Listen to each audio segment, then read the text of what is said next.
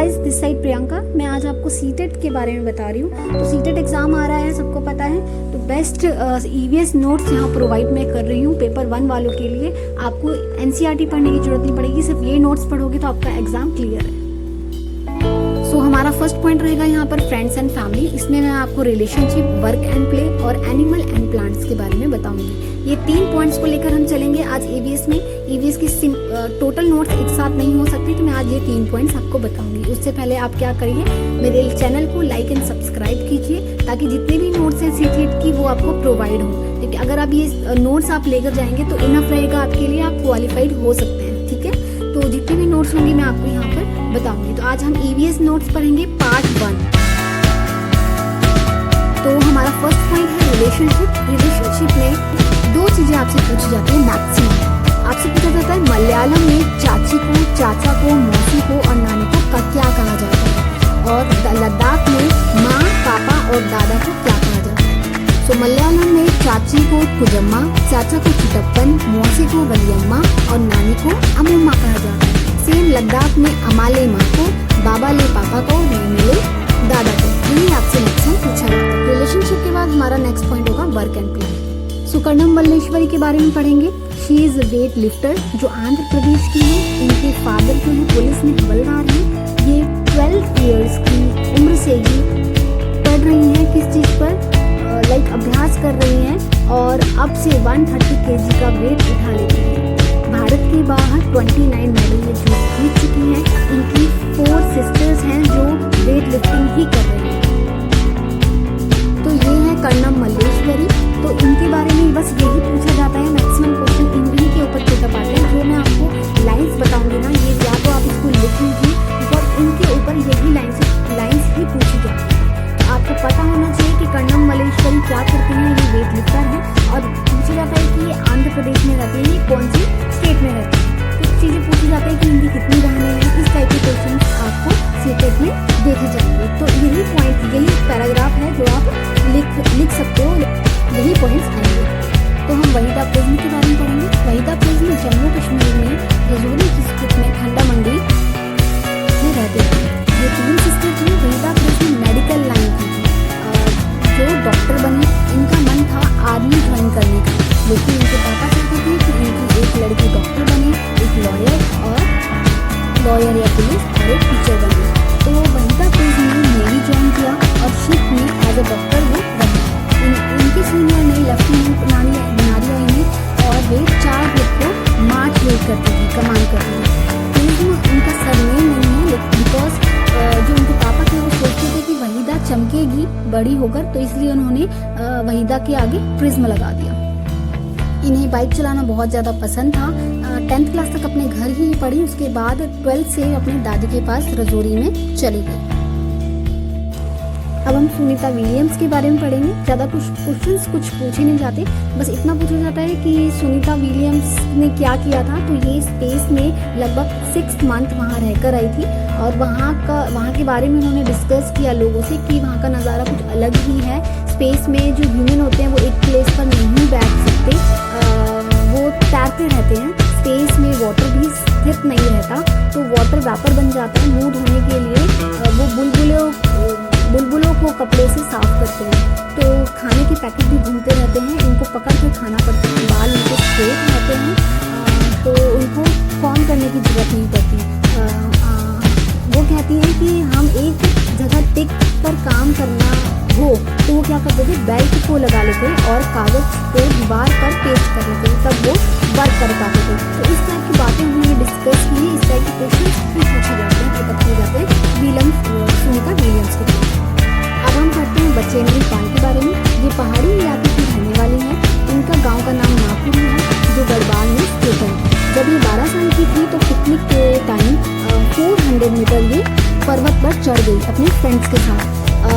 और ऐसा केवल मजाक में ही उन्होंने किया जल्दी में, और रात हुई तो वो अकेली ही क्या ऊपर ही रही, और बिना खाने के वो ऊपर गई। तो इससे उनको फील हुआ कि मैं और चढ़ सकती हूँ। तो जब वो 4000 मीटर चढ़ गई तो उनको ऐसा फील हुआ कि मैं और चढ़ सकती हूँ। तो उन्होंने क्या किया, Nehru institute of mountaineering Uttarkashi join किया। इनके गाइड का नाम था ब्रिगेडियर ज्ञान सिंह। ये क्वेश्चन पूछा जाता है कि ब्रिगेडियर ज्ञान सिंह कौन थे या इनके गाइड का नाम क्या था। तो 1984 में बचिंद्री पाल को माउंटेन एवरेस्ट चढ़ने का मौका मिला। 23 मई 1984 के दिन 1.7 मिनट पर ये 8,900 मीटर ऊंचे माउंटेन एवरेस्ट पर चढ़ी, जो कि नेपाल में स्थित है। ये क्वेश्चन भी पूछा जाता है कि ये जो माउंटेन एवरेस्ट है वो कहाँ स्थित है। ये होगा आपका नेपाल में। तो उस पर्वत पर वो 43 मिनट रही। ये भारत की पहली वर्ल्ड की 5th वुमेन थी जो माउंट एवरेस्ट पर चढ़ी।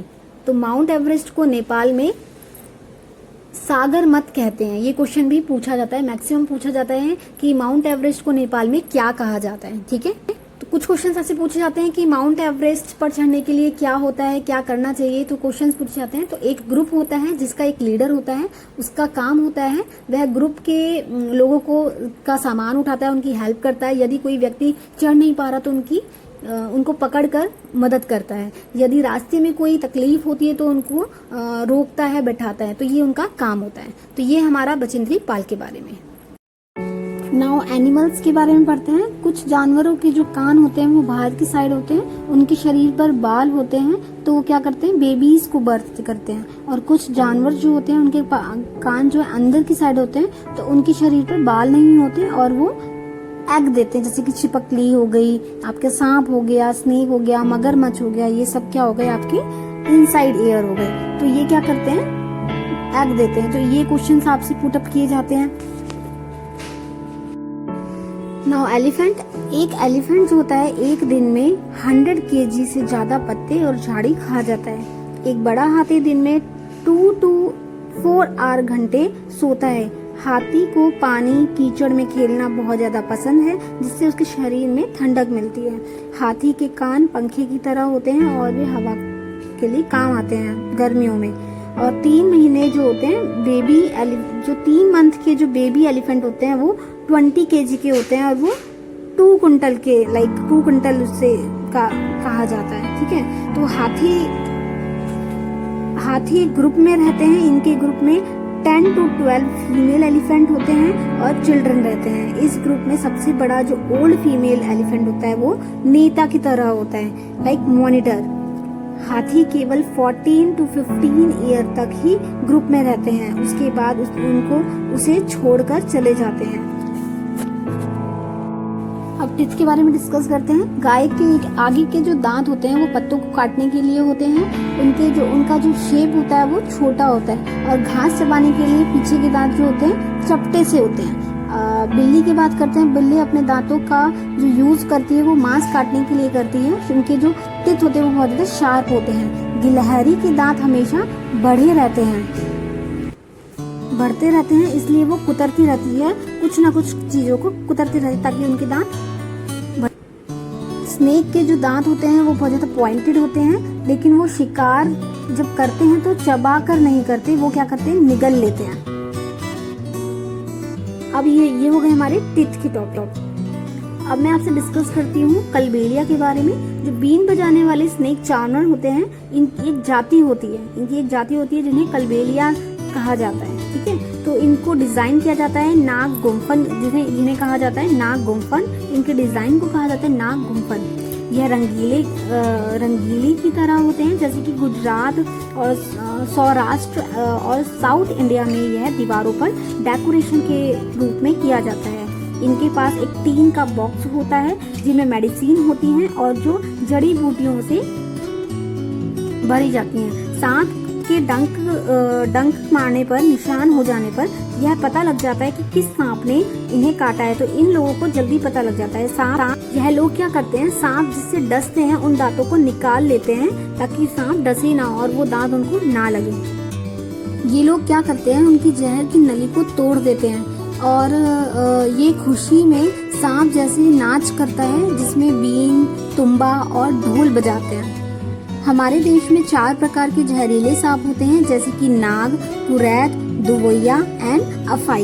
ये क्वेश्चन, इस टाइप के क्वेश्चन आपसे पूछे जाते हैं। तो हिंदी में ये वर्ड्स अफाई, लाइक अफाई आपसे पूछा जाएगा कि कौन कौन से टाइप के सांप आपको मिलते हैं इंडिया में। तो दुवैया, कुरैत, नाग एंड अफाई ये मिले जाते हैं।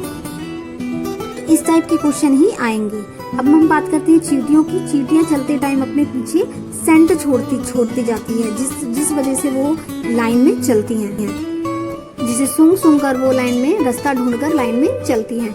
नर कीड़े जो होते हैं, मकोड़े, अपने मादा की पहचान सेंट करके कर लेते हैं। रेशम कीड़ा अपने मादा की पहचान कई किलोमीटर दूर से ही कर लेता है। और मच्छर हमारे शरीर की गंध से आता है, जैसे कि हमारी शरीर की जो गर्मी होती है और पैरों के की गंध होती है, उसके थ्रू वो मच्छर आता है हमारे पास। अब हम बात करते हैं स्लॉथ की। स्लॉथ भालू की तरह दिखता है। यह दिन में 17 आवर्स सोता है। यह पेड़ पे उल्टा लटक कर सोता है। जिस पेड़ पर यह रहता है उसकी सारी पत्तियां ये खा जाता है। जब पत्तियां खत्म हो जाती है तो वो दूसरे पेड़ पर शिफ्ट हो जाता है और अपने 40 ईयर के काल में, मतलब 40 ईयर्स की इसकी लाइफ होती है, उसमें ये 8 पेड़ बदल लेता है और सप्ताह में एक बार ये नीचे उतरकर टॉयलेट वगैरह जाता है।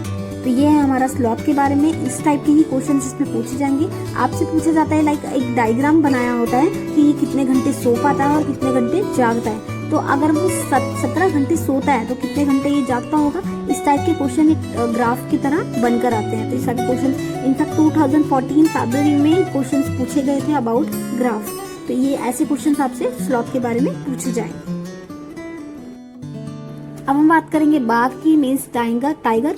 टाइगर अंधेरे में 6 गुना ज्यादा देख पाता है। बाघ की जो मूछें होती है वो अंधेरे में रास्ता ढूंढने के काम आती है, मदद करती है उसकी। इन मूछों पर हवा के कंपन से रास्ता का पता लग जाता है, जिससे ये शिकार की सही स्थिति का पता लगा लेता है। बाघ अलग अलग आवाज निकालता है। जब गुस्सा आए तो वो अलग वॉइस में बोलता है और जब बाघिन को बुलाना हो तो वो अलग आवाज में बोलता है। बाघ जब घुर्राता है तो 3 किलोमीटर दूर तक सुनाई दे सकता है, मीन्स इतनी दूर तक आवाज आ जाती है।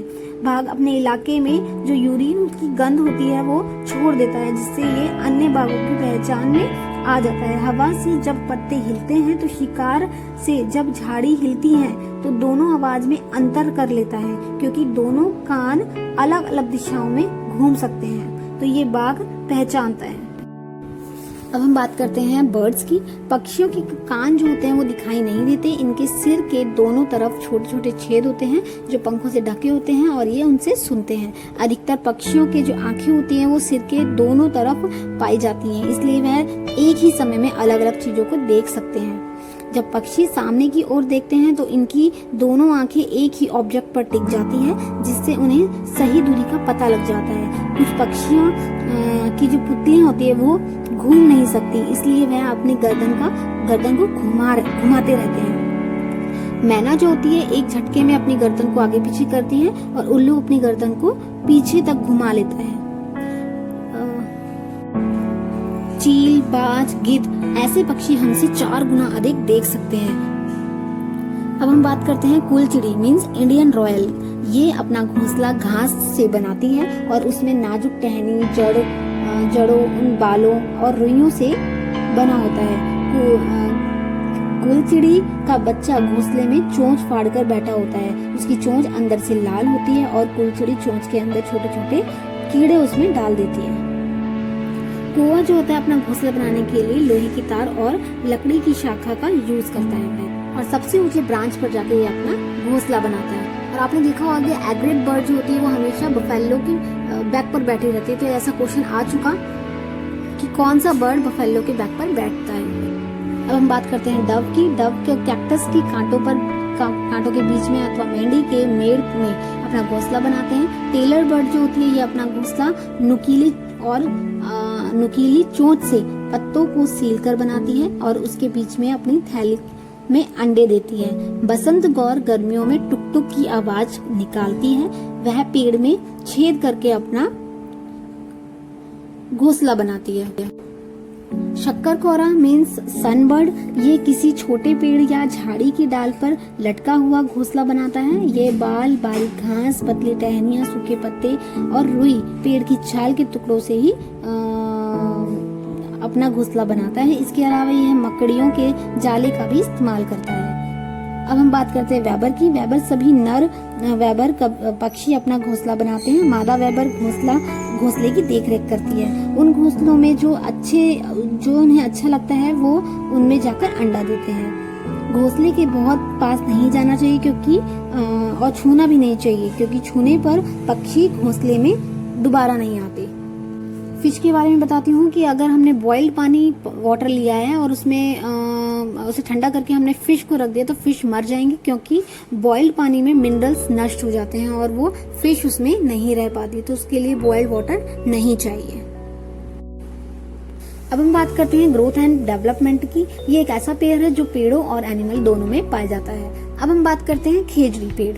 खेजड़ी पेड़, इसका पेड़ राजस्थान मीन्स रेगिस्तान इलाकों में पाया जाता है। इस पेड़ को उगने के लिए ज्यादातर पानी नहीं चाहिए। इस पेड़ की छाल का जो यूज होता है वो मेडिसिन यूज के लिए किया जाता है। पेड़ की लकड़ी में कभी कीड़ा नहीं लगता। इस पेड़ की पत्तियां वहाँ रहने वाले जानवरों और भोजन के लिए यूज करते हैं, और इस पेड़ की जो कलियां होती हैं वो वेजिटेबल के लिए यूज की जाती हैं।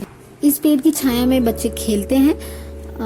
इस पेड़ को ज्यादातर राजस्थान में जोधपुर के पास खेजड़ी गांव में पाया जाता है। इस गांव का नाम इसी के ऊपर पड़ा है। यहाँ बकरियां, हिरन, खरगोश और मोर इत्यादि बिना डर के घूमते हैं। यहाँ के लोग विश्नोई कहलाते हैं, जो इन पेड़ों और जानवरों की रक्षा करते हैं। तो ये एग्जाम में क्वेश्चन आ चुका है कि जो खेजड़ी गांव में जो लोग रहते हैं उन्हें क्या कहा जाता है, विश्नोई कहा जाता है, और बहुत सारे क्वेश्चन इसमें से पूछे जाते हैं। अब हम बात करते हैं रेगिस्तान ओक की, मींस डेजर्ट ओक। यह पेड़ ऑस्ट्रेलिया में पाया जाता है। इस पर बहुत कम पत्तियां होती हैं। यह पेड़ इतना लंबा है जितना हमारी क्लास हो गई, या मींस ज्यादा लंबा नहीं होता ये। इसकी जड़ें जमीन में 30 मीटर गहरी होती हैं। यह जमीन में इतना गहराई तक जाता है जब तक पानी ना मिल जाए। इस पेड़ का पानी जो होता है तने में इकट्ठा हो जाता है।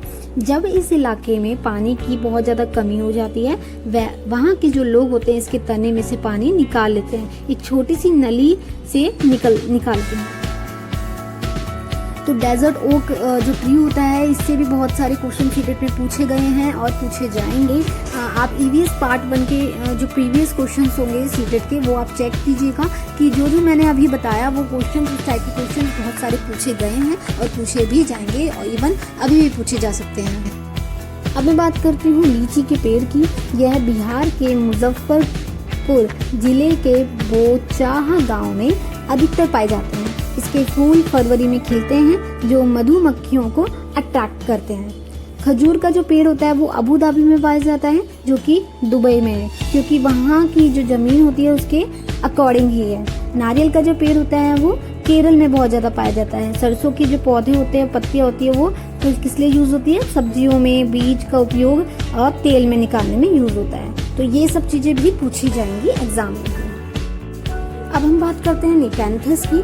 कुछ प्लांट शिकारी पौधे होते हैं जो कीड़े मकोड़े, फ्रॉग और माउस इन जीवों का शिकार करते हैं। इनमें निपेंथिस का जो पौधा होता है बहुत ज्यादा प्रचलित है। ये ऑस्ट्रिया, इंडोनेशिया और भारत के मेघालय राज्य में पाया जाता है।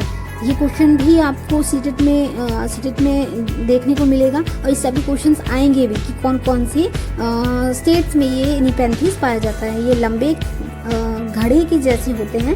इसके ऊपर पत्तियों से बना ढक्कन होता है। इस पौधे से अलग अलग प्रकार की खुशबू आती है, और जो कीड़े होते हैं वो आकर्षक होते हैं और उसके पास आ जाते हैं। और जैसे ही कीड़ा प्लांट के ऊपर आ जाता है, प्लांट पकड़ लेता है और बाहर से नहीं जाने देता और उसे खा जाता है। अब हम बात करते हैं झूम खेती, ज़ूम कल्टीवेशन। झूम की खेती मिजोरम स्टेट में की जाती है। इस खेती में एक फसल काटने के बाद जमीन में कुछ वर्षों तक खाली छोड़ दिया जाता है।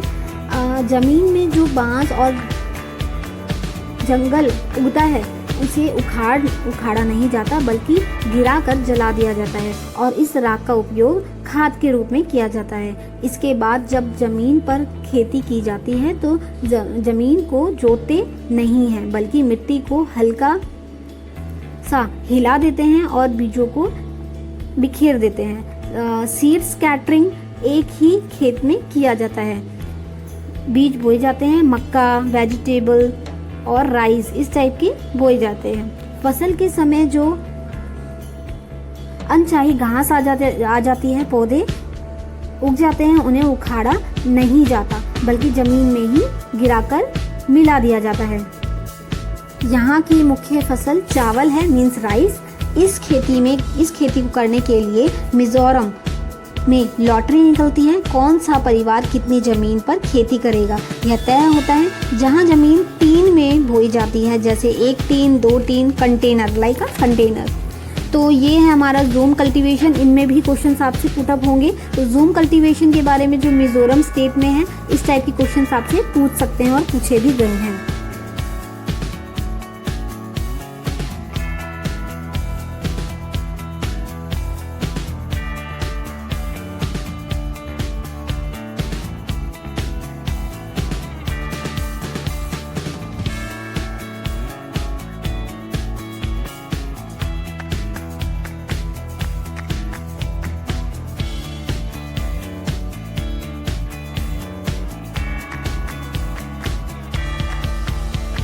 अब हम आते हैं खरपतवार, मीन्स वीड। फसल के साथ उगने वाले अनचाहा घास फूस को उखाड़ दिया जाता है क्योंकि ये हमारी फसल को नुकसान पहुंचाता है। फसल का सारा जो खाद होता है, पानी होता है, ये ले जाता है। नाउ मेथड ऑफ सेपरेशन, कि किस तरह से इनको सेपरेट किया जाता है, तो ये क्वेश्चंस भी आपके पुटअप किए हैं और आएंगे। हैंड पिकिंग, या छोटे मोटे काम जैसे चावल, दाल का तिनका निकालने के लिए यूज होता है। नाउ थ्रेशिंग स्टॉक, ये डंठल निकालने के लिए यूज होता है, जो अनाज को अलग अलग करने का तरीका जिसमें स्टॉक को पीटा जाता है और फिर इस किसी मशीन का इस्तेमाल किया जाता है। नाउ विनोइंग, इस तरीके में एक मिश्रण से चीजों को अलग अलग किया जाता है। यहाँ पर भारी एवं हल्की चीजों को हवा के माध्यम से अलग किया जाता है, that is winnowing. Now sieving, इस प्रक्रिया में जो बहुत छोटे छोटे कण होते हैं, बहुत छोटे छोटे पार्टिकल्स होते हैं, उनको छलनी के छेद से अलग किया जाता है और बड़ी अशुद्धियों ऊपर जो अनयूज्ड जो है वो ऊपर रह जाती हैं, जिसे किचन में आटे का छनना होता है और रेत को में भी छानते हैं, उस टाइप का होता है, इसे बोलते हैं सीविंग। तो ये हो गए हमारे मेथड ऑफ सेपरेशन। ये 4 टाइप ऑफ सेपरेशन है। First hand picking, threshing, winnowing and sieving. Now Gregor Mendel Australia के रहने वाले हैं। 1822 में इनका जन्म एक पुअर फैमिली में हुआ था। यह पढ़ना चाहते थे लेकिन एग्जाम से डर लगता था, इसीलिए इन्होंने एक मोनेस्ट्री में मीन्स संन्यास मॉन्क बन गए। इन्होंने मठ के बगीचे में गार्डन पी पौधे पर एक्सपेरिमेंट किया। इन्होंने लगभग 7 साल तक 2800 मटर के पौधे पर प्रयोग किया।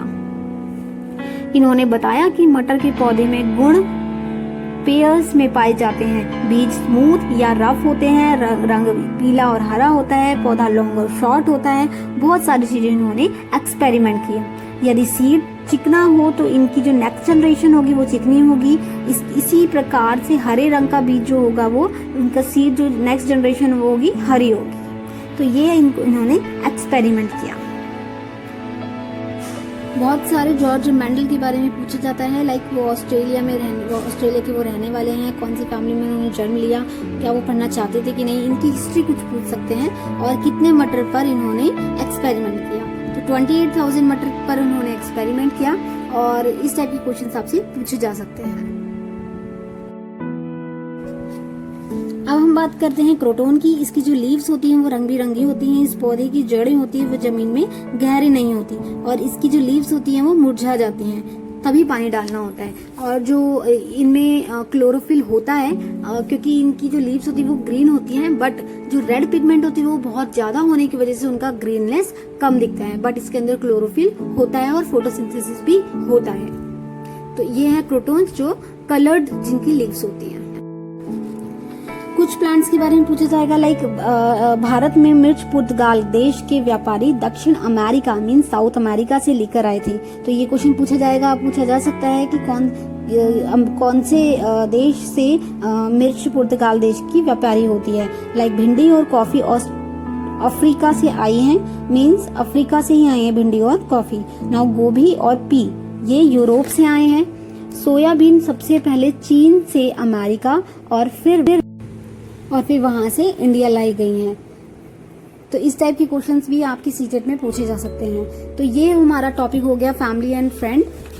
इसमें मैंने आपको बहुत सारी चीजें like relationship, work and play और एनिमल और प्लांट के बारे में बताया है।